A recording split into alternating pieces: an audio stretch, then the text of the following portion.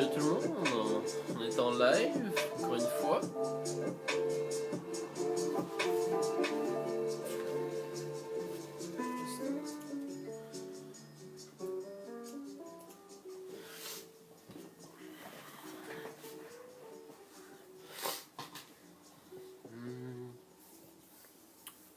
Allô Simon, t'es le premier arrivé aujourd'hui. Bienvenue à toi. Donc on va attendre un peu qu'il y ait plus de monde qui se présente. Fait qu'aujourd'hui on a un gros morceau à présenter.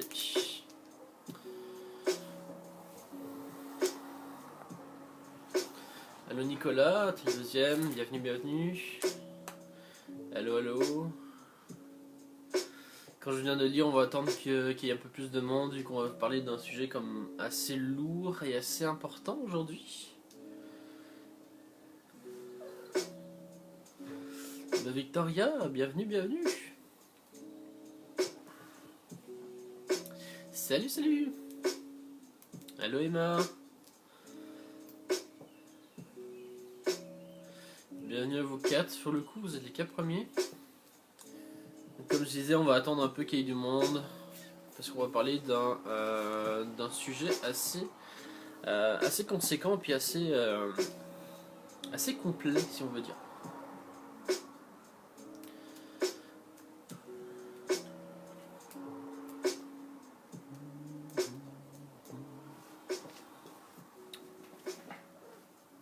Allez-y, toi.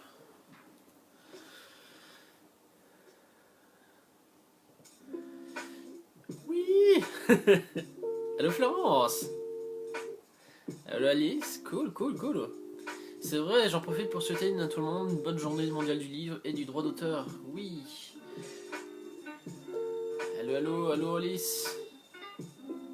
Bienvenue sur ce live.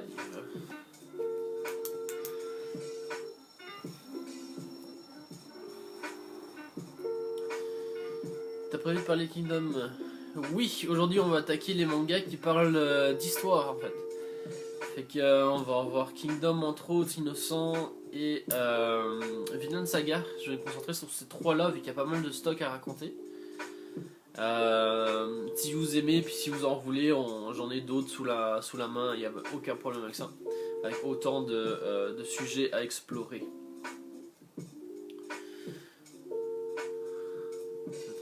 Cool, Victoria.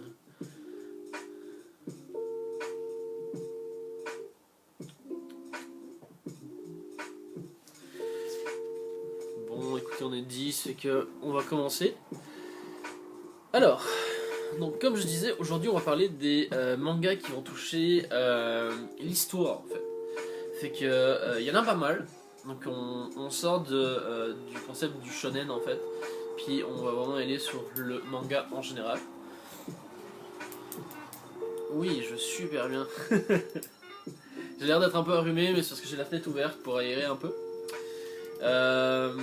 Donc comme je disais, on va parler de pas mal de mangas. Donc aujourd'hui précisément, on va parler de Vinland Saga, d'Innocent, Innocent Rouge et de Kingdom. Mais si ça vous plaît, puis si vous voulez un autre live sur l'histoire, j'en ai pas mal sous le coude, notamment avec Neun qui est sorti dernièrement, Dimension W, Bestiarius, Golden Kamuy, One Piece, Vagabond et Billy Bat et j'en passe. On a Plane, on a Ad Astra, la Reine d'Égypte et tout. Toujours bien quand j'écoute vos lives. Oh, Nicolas. J'aimerais qu'il nous discute des parallèles historiques à l'Europe et de Fullmetal Alchemist. Oui, ça pourrait être cool, j'ai complètement pas pensé. Mais ça peut être un bon truc à explorer. C'est vrai qu'il y a pas mal de références. Ouais, c'est pour ce live-ci, je me suis pas mal focus sur les trois plus importants selon moi, les plus impactants, qui en font vraiment leur trame principale en fait. Donc Fullmetal Alchemist, c'est vraiment, ça tourne vraiment autour du concept de l'échange équivalent, puis de l'alchimie et tout ça, fait qu'il y a un peu moins de références historiques. Tandis que par exemple dans Vinland Saga, nous on va parler de la période des Vikings en fait. Donc c'est une période quand même assez courte, c'est qu'on parle à un gros max une centaine d'années. Allô Clément, bienvenue, bienvenue. Allô Dominique. Euh, Notamment, il va être question du roi Knut, en fait, qui est un roi qui a vraiment existé, donc qui est aussi appelé Knut le Grand ou Knut qui était à la base un prince danois qui, suite à la mort de son père, en fait, va succéder à son frère, donc il succède à son père, qui est un prince danois qui est devenu, dans le fond, roi du Danemark et qui, par l'occasion, a réussi à conquérir l'Angleterre en 1016 exactement. Allo, allo, allo tout le monde pour ceux qui nous rejoignent, allo Eric. Oh, bienvenue. Il y a du monde que je vois pas d'habitude, c'est cool. Donc c'est ça. Donc déjà au niveau de la royauté en fait, par rapport au roi Knut, en fait le roi, le roi Knut en fait est le roi qui existe vraiment comme personnage dans le manga, qui a une place centrale puis qui a un rôle vraiment important. Et notamment aussi le frère Harold, qui est il est vaguement évoqué dans le manga, mais il a sa place, il a le même nom, puis il a le même rôle que qu'il a eu en fait dans l'histoire. Donc en gros, Vinland Saga, que j'ai ici, va principalement parler de la fameuse expédition des Vikings concernant les pillages et les découvertes de nouvelles terres afin de s'enrichir, voire d'améliorer leurs conditions de vie en fait. Donc je vais commencer par briser un mythe, étant donné que le Vinland, donc ce qui est considéré comme le Vinland en fait, est une région qui existe vraiment. Je vous explique. En fait, tout va se baser sur par Leif, en fait, qui est un nouveau personnage qui a été repris dans l'histoire, qui est un personnage qui apparaît au tout début. Je peux essayer de vous le trouver dans le manga. Dans le fond, qui est un peu comme une espèce de mentor pour notre héros, pour Thorfinn.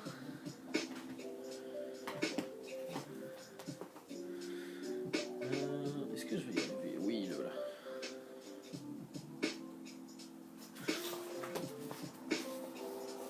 Donc voilà, ici Leif Erikson en fait, qui est notre héros, qui est le mentor de notre héros, qui va qui va mettre en fait dans la tête le but que le héros va voir se fixer tout au long du manga, qui encore maintenant avec le dernier tome reste en cours. Vous n'hésitez pas à poser toutes les questions. Oui, n'hésitez vraiment pas là. Même si je les vois pas, Amé va s'en charger, puis il va me les refaire monter pour que je puisse répondre à tout le monde. Donc vous allez me dire qui c'est Leif Erikson. Donc à savoir, je vous sors ça, que Leif Erikson en fait est le fils d'un viking célèbre qui, dans le fond, qui est la saga de Eric le Rouge. Donc Eric qui est en fait Eric, c'est un viking norvégien qui a été le premier en fait à implanter une colonie européenne en fait dans le Groenland. Suite à ça, donc il fait sa vie, il fait sa famille, il a des enfants, puis il s'avère que Leif en fait c'est son fils, donc c'est Leif Erikson, donc le Erikson pour le fils d'Eric, donc c'est Leif, fils d'Eric. Alors, qu'est-ce qu'il a fait Leif en fait? Leif, un peu comme son père en fait, est un grand explorateur, qui fait vraiment partie de cette vague en fait de personnes qui vont explorer le monde, qui vont essayer de sortir de leur terre pour essayer d'améliorer ou d'enrichir, en fait, de s'enrichir avec ces fameuses explorations. Le truc c'est que c'était très périlleux, puis toute exploration ne se soldait pas par une réussite. Donc ça a été le cas pour Leif en fait, que je dis qui est le fils d'Eric le Rouge. Donc pour lui aussi du coup est un grand explorateur. Alors au départ, Leif en fait part faire son entraînement viking à la cour du roi de Norvège qui est Olaf Tryggvason, et devient potentiellement Huskarl. Donc je dis potentiellement parce que, étant donné que c'est des choses qui datent, c'est possible que, un peu comme l'histoire en général, en fait, c'est vraiment à prendre avec des pincettes si on n'a pas vraiment beaucoup de preuves historiques. En fait. Donc potentiellement, il serait devenu Huskarl, en fait, qui est l'équivalent en fait du bras droit conseiller, qui est une personne vraiment très proche du roi Olaf à l'époque. Donc suite à ce rapprochement avec le roi en fait, donc en Norvège pour le coup, le problème c'est que le roi lui est chrétien. Pour que Leif puisse rester dans le fond, proche du roi, il est obligé dans le fond de se convertir au christianisme, donc de lâcher toute la religion polythéiste avec uniquement les dieux nordiques et tout ça, et de se convertir au christianisme. Le truc, c'est que, comme dans le manga pour le coup, Leaf est présenté comme un personnage qui n'a pas la même religion que la religion que les mêmes personnages. Attendez, je vais baisser un peu la musique parce que ça a l'air fort.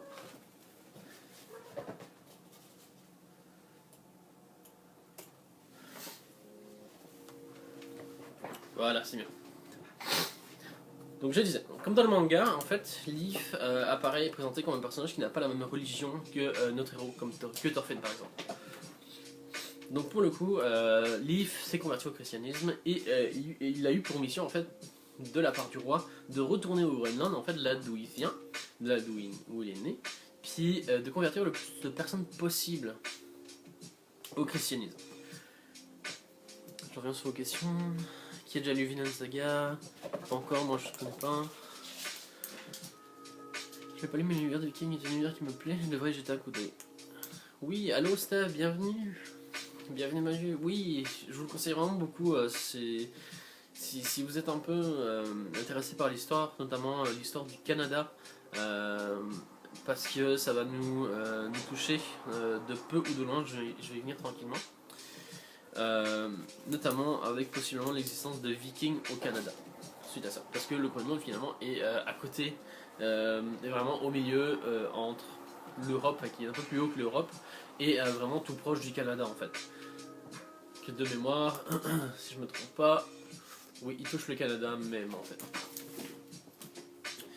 Donc, suite à son retour en Groenland en fait, puis en fait sa mission de convertir, puis de commercer tout ça, dans le fond, il va réussir à convaincre son père en fait, sur le retour du Groenland, il arrive, il longe les côtes, puis il découvre une espèce d'étendue verte qui a l'air vraiment très propice à l'agriculture, qui a l'air vraiment très très riche.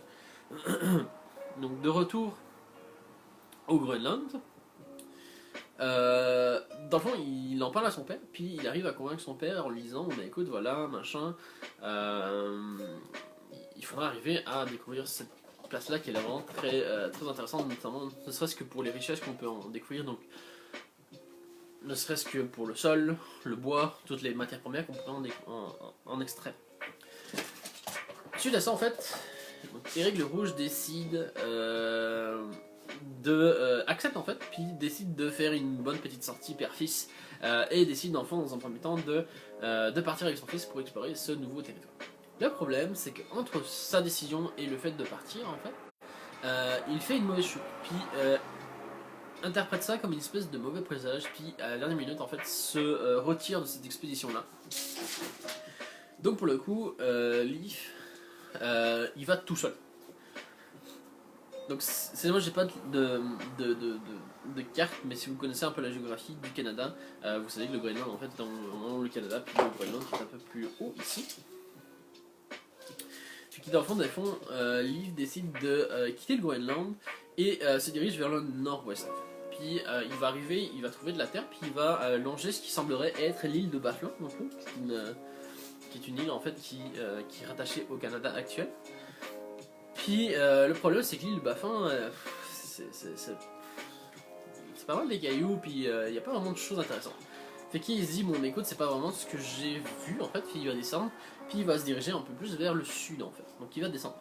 En descendant en fait, il va croiser le Labrador, qui est aussi au Canada pour le coup, qui va appeler Markland en fait, qui veut dire littéralement pays de la forêt ou pays des champs.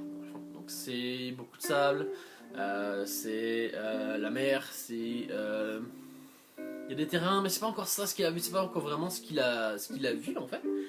Puis il va descendre un peu plus bas en fait. Puis il va découvrir ce qu'on appelle le Vinland en fait. C'est le pays de la vigne ou de la prairie. Et il va y rester pendant 1 an pour le coup. Et dans le fond, ça va être le premier viking européen pour le coup, donc qui découle de la cour de Norvège et d'où son père aussi, qui va implanter une colonie viking ici au Canada. pour le coup. Donc, si vous êtes un peu intéressé par l'histoire du Canada, vous pouvez découvrir que c'est possible que vous descendiez, des gens descendent en fait, pas des Français, mais des Vikings pour le coup qui sont installés là à l'époque. C'est pas mal intéressant, je trouve. Je vais revenir sur vos questions. Alors Louis qui nous dit: j'hésite à le lire car je ne connais le nom de l'auto, mais j'aime beaucoup l'univers viking, j'ai lu des histoires vikings, je suis petit. Oui, bah écoute, si t'aimes l'univers des vikings, je te dis, c'est même pas, je pense que c'est même pas un 100 ans où il y a pas mal, beaucoup de choses, beaucoup de confrontations, beaucoup d'exploration, d'invasion viking, c'est vachement intéressant. Moi j'aime vraiment beaucoup pour le coup. Puis l'histoire en fait s'en sert de fond en fait. Qui va exploiter le concept du viking, puis il l'exploite bien en fait.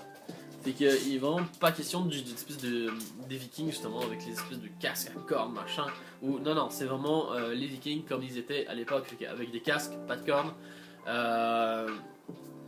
Pas les vikings qu'on pourrait voir par exemple dans la série Viking, pour le coup qui est beaucoup plus narrative et puis fictive dans les faits, puis dans les vêtements, dans les armes et ça. Puis ça va plus être... Attends, j'essaie de vous trouver ça. Donc vraiment, au niveau de l'habillement, puis de l'armure, en fait, c'est vraiment plus historiquement accurate, en fait. Ça, comme vous pouvez le voir ici, hop, dans le fond, c'est vraiment plus avec des vêtements de l'époque pour le coup. Avec notamment les casques qui sont pas du tout comme on pourrait les considérer.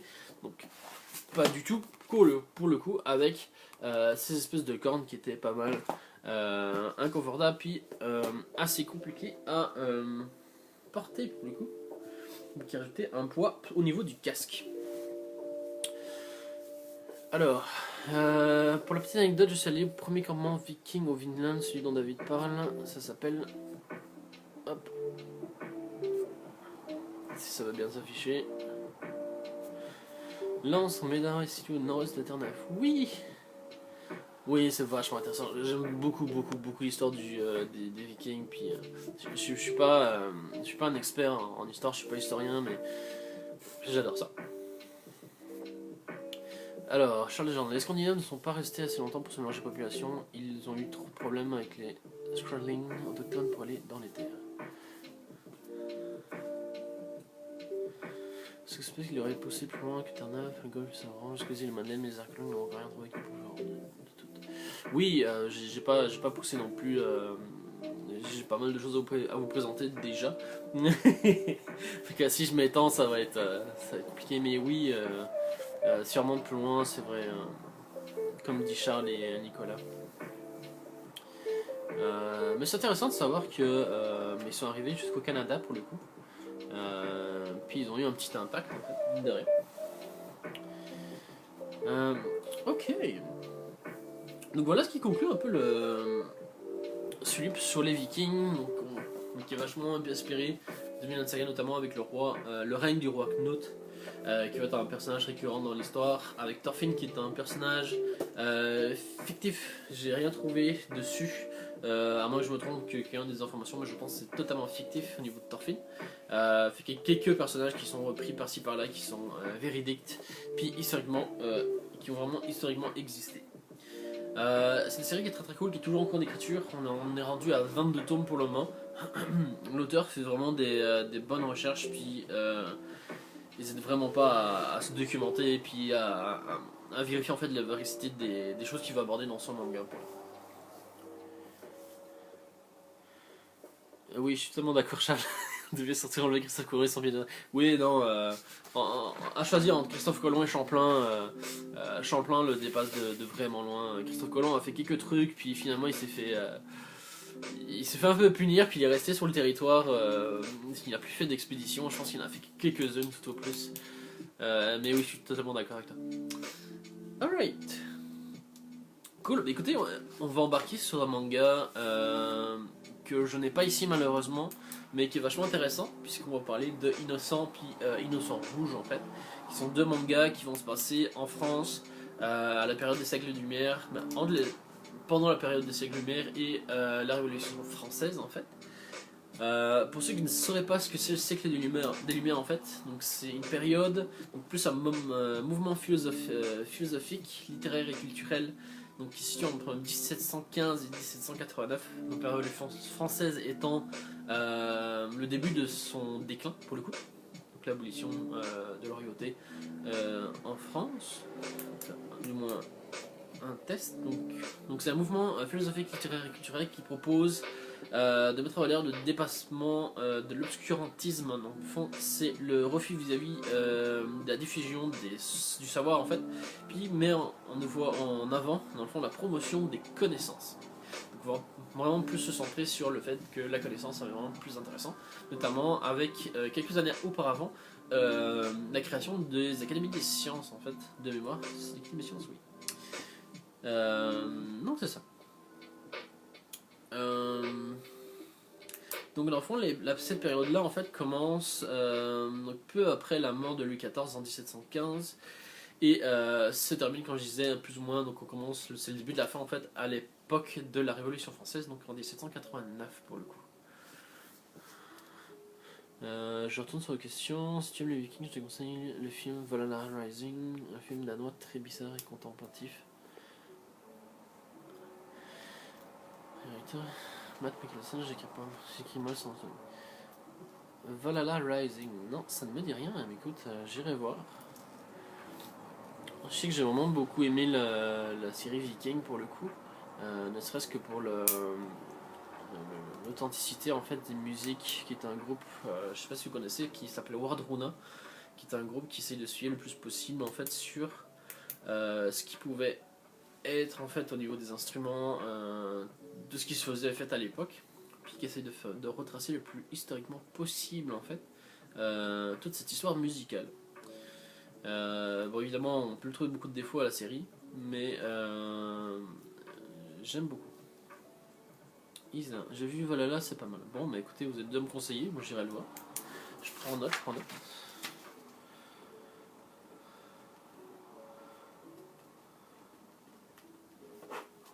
J'irai voir ça. Donc, comme je dis, on va continuer en fait sur Innocent et Innocent Rouge. Y a-t-il du monde qui l'aurait vu pour le coup, ou lu tout simplement. Donc, c'est un manga qui est écrit en fait sur la période des siècles de lumière jusqu'à la Révolution française, puisqu'on va parler de Charles-Éric Sanson, le bourreau qui aurait sensiblement coupé la tête de Louis XVI.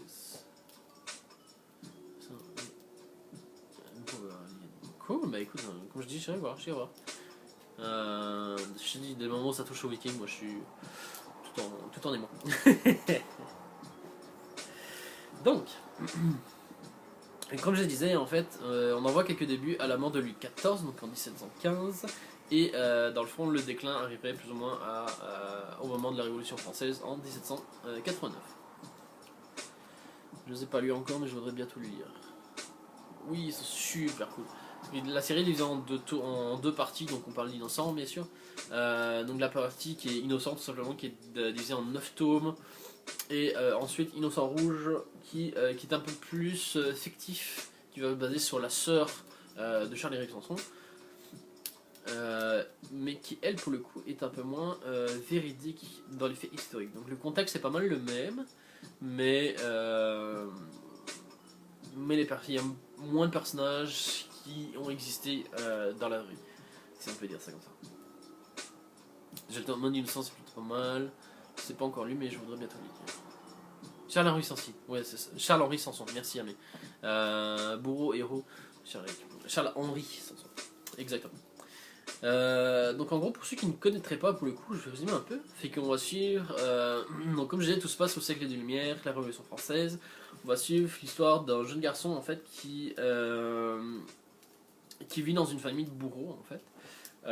Puis comme à l'époque le bourreau c'est un métier des baseurs en fait. Le problème c'est que dès le moment où quelqu'un de ta famille, donc un parent en fait, donc ça se transmet toujours de père en fils. Puis une fois que une personne dans ta famille, tous tes descendants en fait sont voués à devenir bourreau. Tu ne peux faire rien d'autre que bourreau.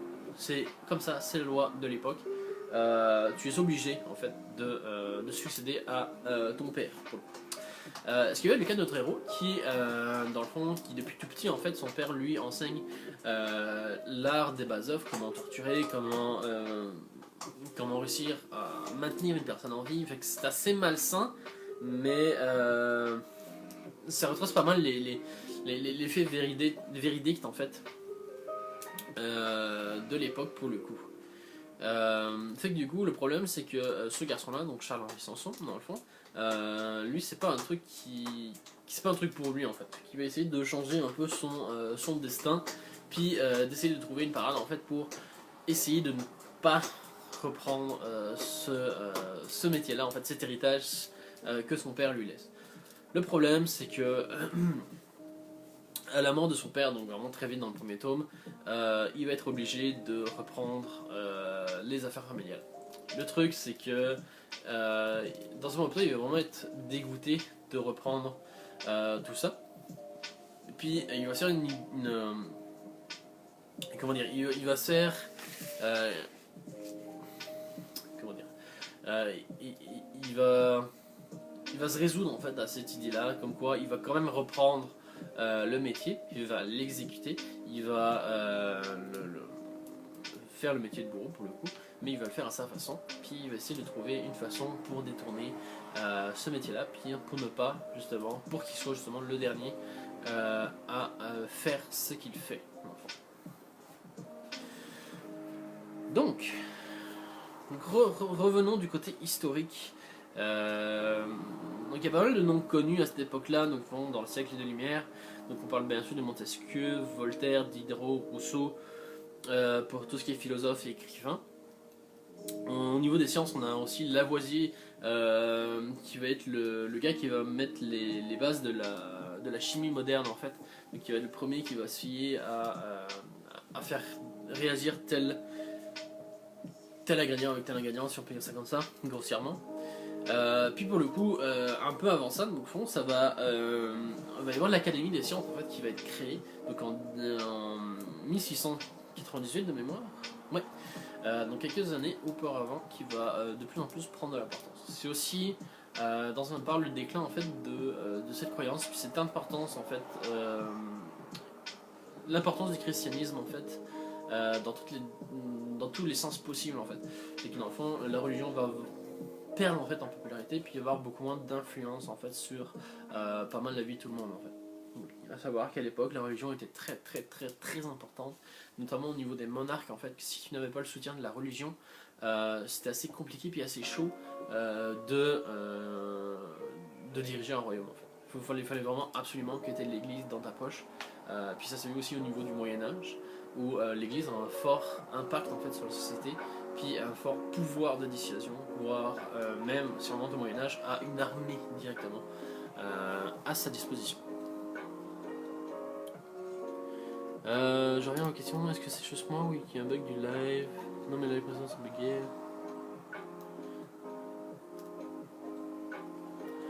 Oui, le dernier bug de Cédric buguait, mais moi j'ai rien, tout est bon, je vois, je revois le message. Peut-être si tu rafraîchis la page, peut-être, Victoria?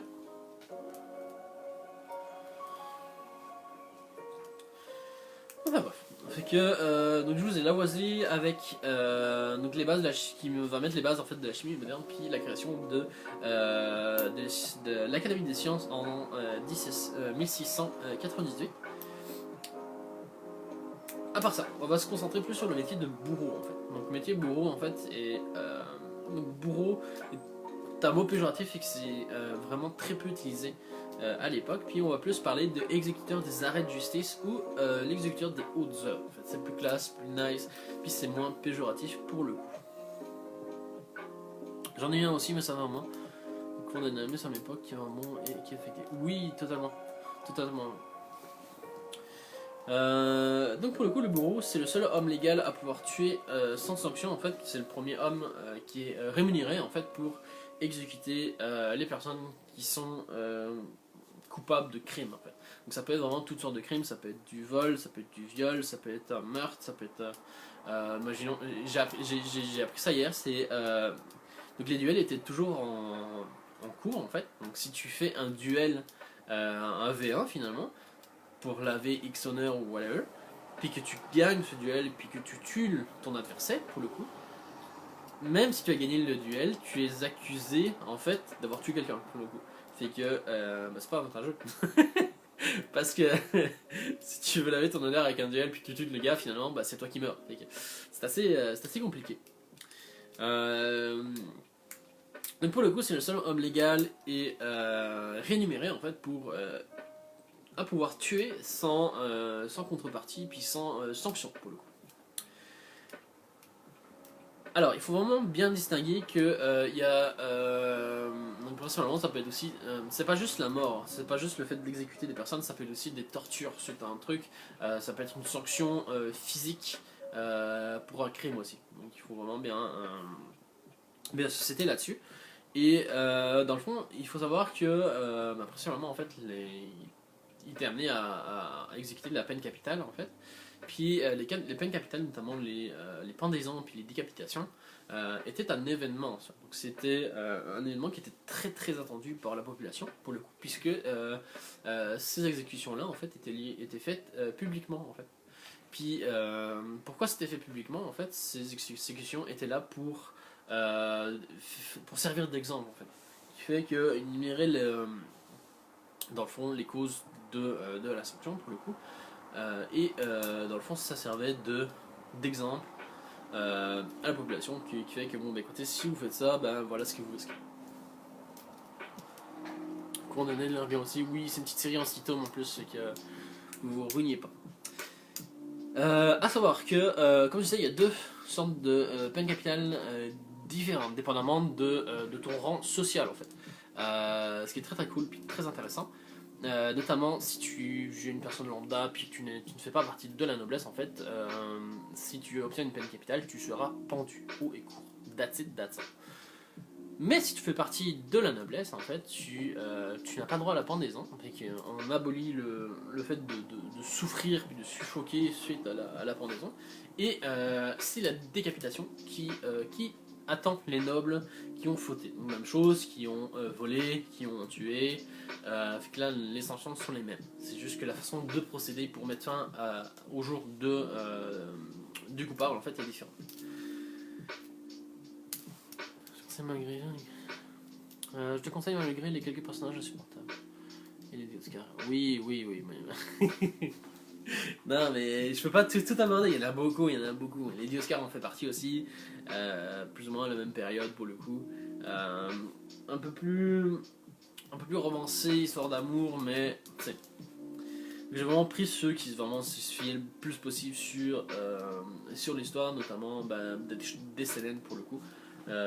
Qui est vraiment une grosse recherche en fait historique qui est faite derrière pour vérifier la véracité en fait des événements. Bon, pour le coup, c'est quoi la situation du bourreau à l'époque? Est-ce que pour le coup, c'était une personne lambda qui était juste rémunérée par l'État pour exécuter les sanctions, ou il faisait partie de la noblesse et qu'il était anobli? Je vous dirais un peu des deux pour le coup.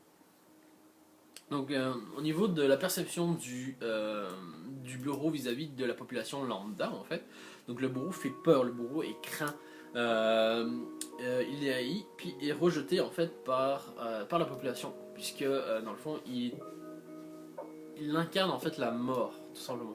Puis ils ont même poussé plus loin, puisque le bourreau était obligé en fait d'arborer un écusson, un signe distinctif en fait de sa profession. Puis il y avait même à certaines époques en fait, parce qu'il n'y en a pas eu que à cette époque-là, où les bourreaux avaient déjà un uniforme en fait. Fait que ils avaient vraiment un pattern de couleur au niveau des vêtements à respecter pour qu'on puisse les différencier en fait de monsieur, madame, tout le monde finalement. C'est que ils les mettaient en avant, mais ils étaient craints par tout le monde.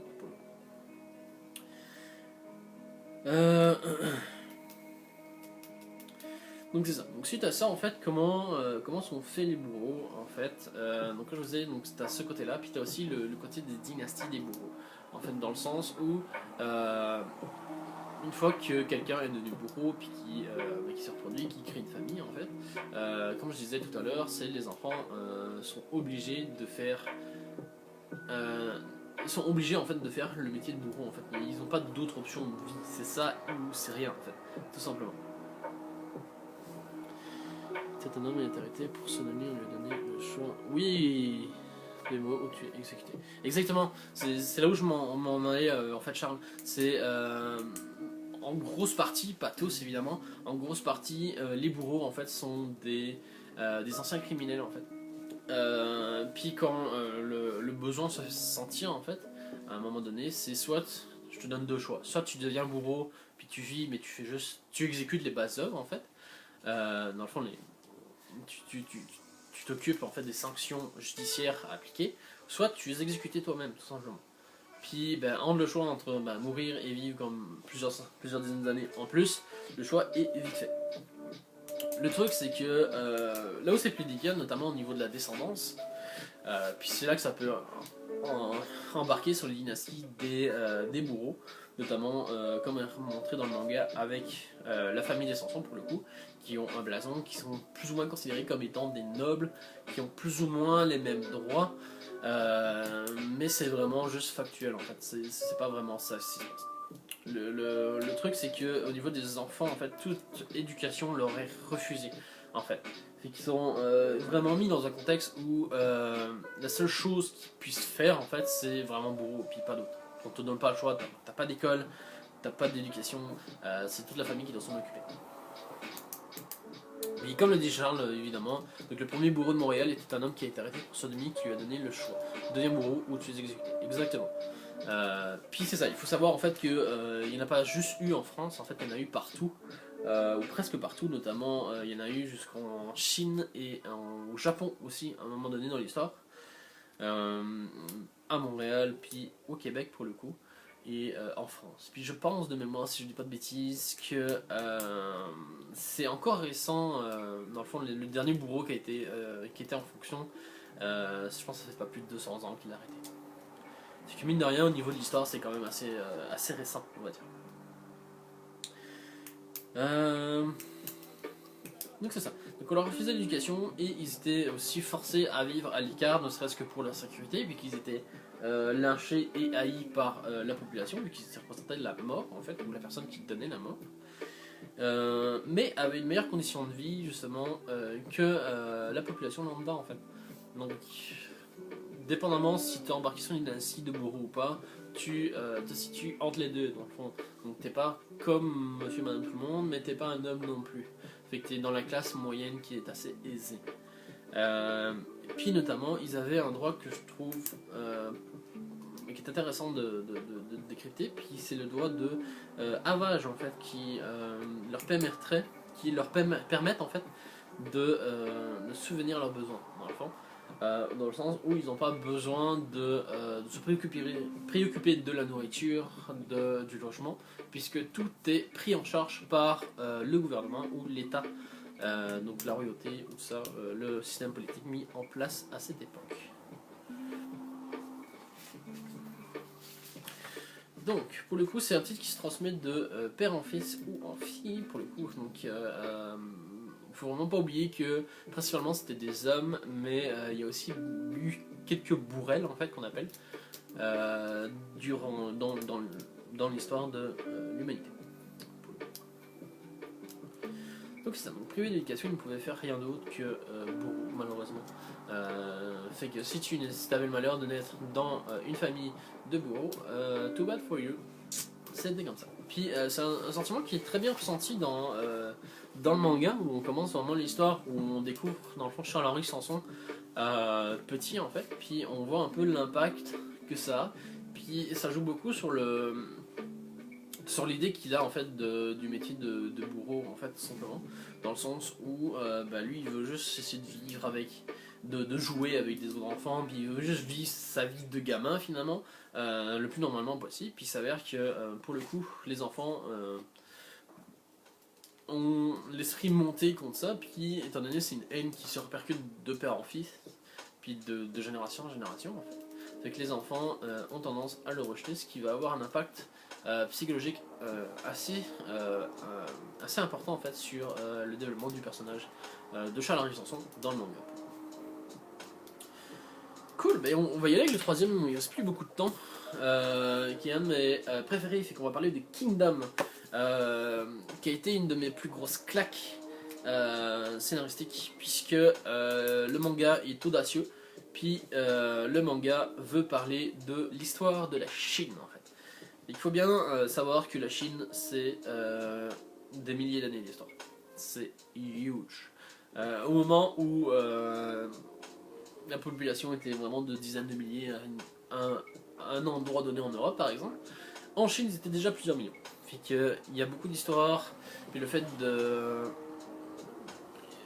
Comment dire, à l'époque c'était vraiment très en avance en fait sur les savoirs, sur pas mal de choses, sur l'horloge, ils ont inventé l'horloge avant tout le monde. Ils ont inventé plein de choses, le truc c'est que à cette époque-là, en fait, le pays est quand même assez enfermé, qui ont fait que, bah, pour le coup, ils ont inventé avant, mais ça peut y avoir un impact important en fait sur la population. Kingdom, c'est à combien de tomes pour le moment?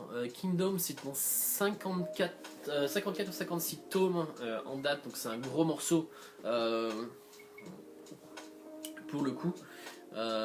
Puis l'auteur s'attaque à plus d'une dizaine d'années de règne pour le coup, puisque tout se passe à la période des royaumes combattants, donc à l'époque de l'unification de la Chine. Donc c'est plus ou moins au 5e siècle avant Jésus-Christ. Et pour le coup, on va suivre deux personnages. Donc on va suivre en fait le jeune roi, donc c'est qui est le roi en fait qui est de l'état de Qin, donc qui est un des 6 états en place à ce moment-là. Dans le fond, suite à la chute de l'état de Zhou. Ensuite, on va sur Shin en fait, qui lui son but à lui, ça va être vraiment de d'améliorer en fait sa condition de vie en fait. C'est un peu un dommage collatéral de la guerre en fait. Il a perdu ses parents dans la guerre, puis il était quand même assez petit en fait. Il a été recueilli par un noble proche en fait du coin, puis il a été élevé en fait toujours avec une épée dans la main. Le problème c'est que plusieurs éléments qui vont se faire, qu'il va rencontrer en fait le roi, puis qui vont s'associer. Donc lui il va lui servir un peu d'épée, dans le fond le bras qu'il va agiter son épée pour conquérir son royaume, puis il va voir cette occasion comme étant la possibilité en fait d'améliorer sa condition, puis d'atteindre le rang de général sous les cieux en fait, qui est le plus haut rang social militaire de disponible au niveau pour améliorer sa condition de vie. Donc ici au Québec, je pense qu'on est rendu, c'est le 36e qu'on a reçu. Fait qu'il y a les 36 premiers tomes. Je n'ai pas encore lu, mais je suis un très grand fan de Dynasty. Oui, Dynasty Warriors se base vraiment beaucoup sur l'histoire, cette période de temps en fait. Donc l'unification de la Chine, notamment avec le Liu Bei et d'autres personnages importants. 57 tomes au Japon, dont 38 sortis au Québec à DAC. Exact, merci Amé. Merci Charles. Donc Kingdom, qu'est-ce que c'est en fait? Kingdom, comme je disais, ça va principalement parler de la période des royaumes combattants en fait. Donc c'est 6 royaumes en fait qui vont se faire face en fait pour revendiquer en fait l'unification de la Chine, puis la suprématie en fait de savoir qui est le plus fort en fait. Donc suite à ça en fait, suite à cette guerre là, donc vous en notez, étant donné qu'on connaît la Chine actuelle, forcément il y a un des états qui a réussi l'exploit de réunifier en fait toute la Chine. Donc, réunifier les 6 états ensemble pour n'en former qu'un. Pour le coup ça a été sans spoil pour le coup, c'est l'état de Qin qui a réussi cet exploit là, qui au fur et à mesure en fait des années a réussi à engendrer assez de richesse puis assez de puissance militaire pour ce faire. Donc, suite à cette victoire-là, suite à cette réussite extraordinaire en fait de réunir tout un pays, donc on parle de plusieurs millions d'habitants, ça va mettre en place en fait la première dynastie impériale, donc instaurée en Chine pour le coup, donc la dynastie impériale des Qin. Donc comme je disais, c'est la conquête des 6 états issus de la chute de l'empire de Zhou par l'état de Qin qui est le grand vainqueur. Alors c'est un règne qui est relativement court en termes de temps dans l'histoire, donc sur l'échelle de l'histoire en fait, puisque c'est un règne de. C'est une dynastie qui va durer 14 ans, donc ce qui est pas énorme, qui est assez conséquent mais qui est pas énorme. Notamment avec le premier empereur qui est Kishi Han, ce qui est la prononciation. Même si cette dynastie impériale est très courte en fait, c'est ce qui va permettre en fait dans le fond l'unification de la Chine et qui va débuter en fait l'ère des dynasties impériales en fait, simplement. Donc qu'est-ce qui a fait que l'empire de Qin a été aussi puissant puis a réussi à prendre le dessus sur les autres. Donc c'est principalement grâce à un gars dans le fond qui s'appelle Shang Yang, qui est un conseiller, qui était un des proches conseillers du roi, qui a réussi à enrichir l'état de Qin, puis grâce à plein de manœuvres en fait. Donc je vais décrire pas tout parce qu'il y a tellement de sujets à aborder sur la Chine. Donc c'est Shang Yang qui a réussi à petit à petit construire l'état de Qin dont il était à l'époque pour le coup, qui a fait que petit à petit en fait l'état de Qin a pris le dessus. Notamment il est la cause de plusieurs réformes. Donc, suite à cette unification, il y a beaucoup de mesures centralisatrices en fait qui sont mises en place en même temps. Donc il y a la standardisation des mesures et des poids en fait. Donc tout le pays utilise les mêmes mesures de poids et de mesures pour le coup. On met en place une seule monnaie pour tout le monde. On abolit toutes les monnaies de tous les pays, puis on ne gardant qu'une seule. On va aussi garder une seule écriture, ce qui fait que c'est intéressant parce que ça se répercute encore maintenant, dépendamment de la partie de la Chine dans laquelle vous êtes en fait. Le parler en fait, la langue va être similaire, mais va pas forcément être pareil en fait. Fait que un peu comme dans le style que l'Inde en fait, où il y a plusieurs dérivés de la même langue. Et notamment une partie importante puisque ça va être la mise en place du chantier de la construction de la première construction de la muraille de Chine en fait. À savoir que la muraille de Chine a été construite, détruite et reconstruite plusieurs fois, il y a eu plusieurs chantiers qui ont donné finalement à la muraille de Chine, à la grande muraille de Chine qu'on connaît actuellement. Et qui pour le coup en fait va délimiter les limites du territoire chinois pour le coup à l'époque. Donc, à savoir que la muraille de Chine en fait c'est principalement, il n'est pas tout seul, mais c'est principalement la réussite en fait d'un général. C'est un général militaire et c'est un architecte en même temps. Donc c'est Meng Tian, dans le fond, qui va être qui est responsable en fait de la mise en place de la première grande muraille de Chine, du moins de la première ébauche pour le coup. Donc je fais un tour vite. L'histoire de Chine est tellement incroyable, il y a tellement de choses a été fait en place, notamment comme disait avec Dynasty Warrior qui va se baser sur cette période des royaumes combattants qui est vachement intéressante pour le coup. Mais j'aurais pu parler aussi de pas mal d'autres mangas, notamment de Nun qui est sorti tout récemment, qui se passe pendant la Seconde Guerre mondiale.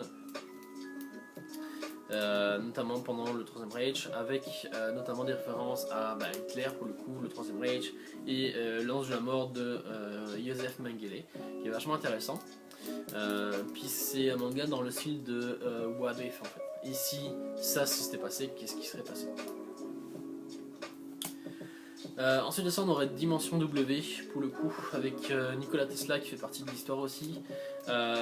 Puis son projet de l'énergie perpétuelle en fait qu'il aurait voulu créer un système qui recycle en fait l'énergie, fait qu'il y a une boucle infinie d'énergie qui ferait que finalement on n'aurait plus besoin d'en produire, fait qu'on ferait juste une quantité précise, on ferait ça, on le mettrait en batterie, puis dans le système en fait ça se renouvellerait constamment.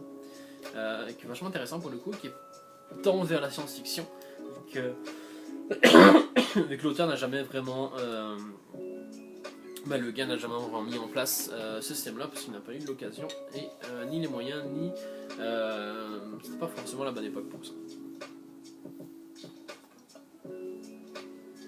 Ensuite de ça on aurait pu parler de Bestiarius notamment, avec la Rome antique, le concept de la vie des Césars.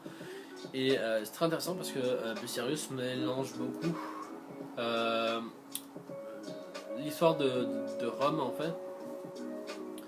Une version dans le plastique. Oui, exactement, oui. Donc il mélange en fait l'histoire de Rome puis des Romains en fait avec la mythologie romaine pour le coup, donc avec le Minotaure, les Gobelins, tout ça.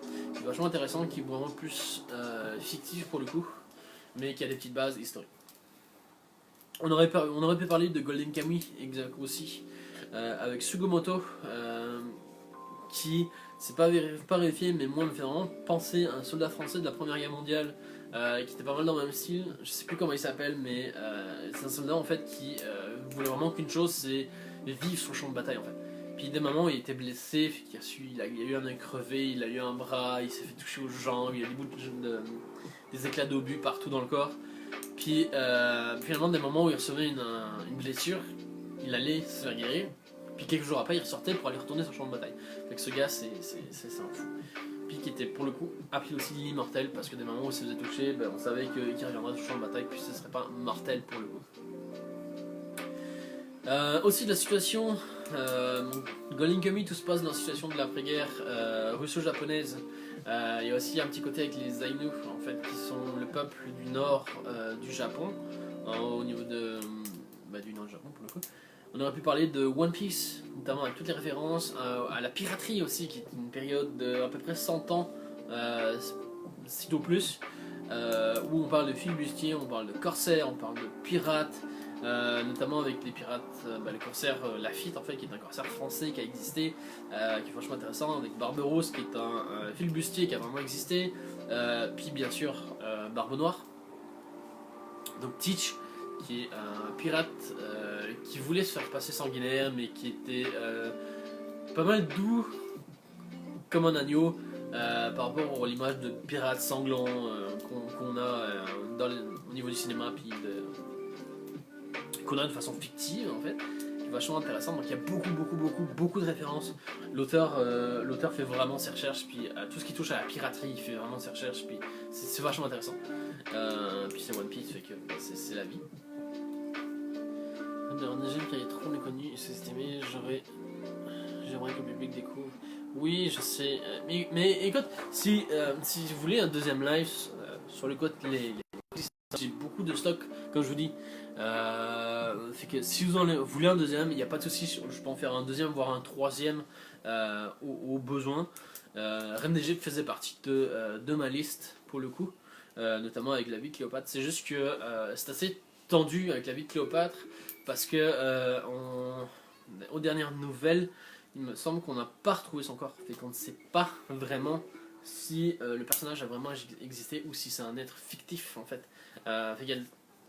Dépendamment des historiens, en fait, les versions varient. Il y en a qui se disent oui, elle a vraiment existé, ou il y en a d'autres qui disent non, elle n'a pas vraiment existé. Fait que, comme je vous dis, avec l'histoire, il faut vraiment prendre ça avec des pincettes, notamment quand il manque de preuves. Il manque de preuves historiques pour vérifier en fait la véracité des choses. En fait.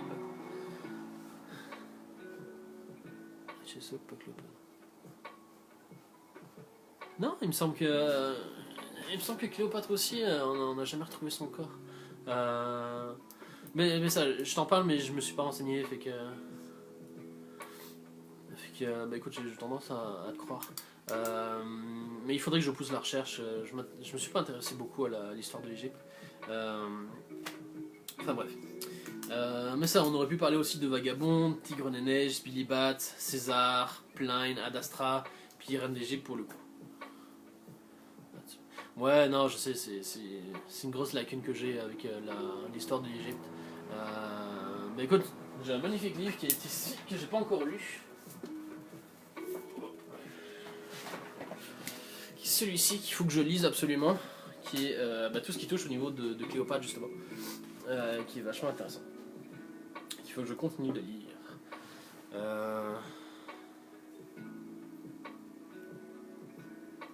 Oh, ok. Ok, non, ok, j'ai mal compris. Mais oui, non. De Reine d'Égypte, il est trop méconnu, sous-estimé, j'ai rien que lui qui découvre ce manga. Donc, oui, Kenshin le Vagabond aussi. Bien vu, Charles. Mais ouais, non, si vous voulez plus, j'ai plus de choses. Il suffit juste que je me renseigne, puis je fasse des découvertes, puis je vous mette ça sur papier, puis ça peut se faire sans problème. Bon, bah écoutez, ce qui conclut pas mal de choses.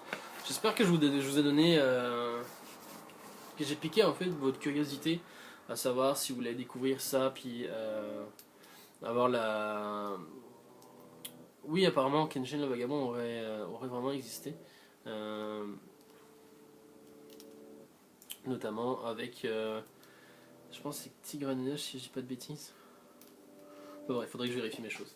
Mais non, c'est ça. Si vous voulez plus de choses, j'en ai, il n'y a pas de souci. J'espère que ça a piqué votre curiosité. Que vous allez être curieux, puis vous allez essayer d'aller voir, puis faire les petites recherches pour vérifier les faits ou pas.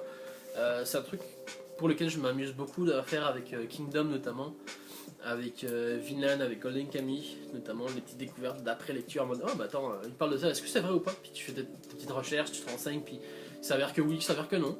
Puis c'est intéressant, dans le fond ça rajoute une plus-value à la culture générale, qui est vachement intéressant pour le coup. Donc c'est ça, donc voilà ce qui conclut. Si vous voulez un autre épisode, il n'y a aucun problème, je fais mes recherches, puis je vous apporterai des faits véridiques, pas juste des on-dit sur certains trucs. Je préfère faire mes recherches plutôt que de me pencher et puis de dire des bêtises, surtout quand ça touche à l'histoire. Comme je vous dis, je suis pas un historien, c'est vraiment juste une curiosité personnelle que j'ai. Mais si ça m'intéresse, puis moi ça m'intéresse beaucoup de parler de One Piece, puis l'âge d'or de la piraterie, c'est un truc que j'aime vraiment beaucoup. On pourrait parler aussi de Golden Kamuy qui est vraiment chouette. Donc voilà, ce qui conclut le live d'aujourd'hui. Écoutez, faites-le savoir si vous voulez un deuxième épisode. Ça me fera plaisir de le faire. Puis prenez soin de vous pour le coup en cette période. Puis on se revoit la semaine prochaine pour le coup. Bye là.